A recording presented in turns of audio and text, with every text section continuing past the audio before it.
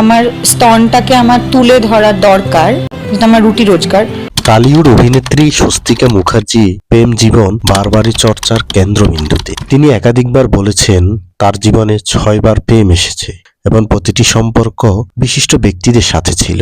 পুরুষ মানুষদের মন জয় করার কোন রাস্তা আছে আমি জানি না। জিৎ, পরমব্রত, সৃজিত মুখার্জির মতো তারকাদের সাথে তার সম্পর্কের গুঞ্জনকে উস্কে দিয়েছে। যদিও তিনি সাম্প্রতিক বলেছেন 600 প্রেম হয়েছে। তোমার জীবনে তুমি বলেছো যে 6টা রিলেশনশিপ হয়েছে। ওটা 6টা বলেছিলাম, ভুল বলেছিলাম, 600।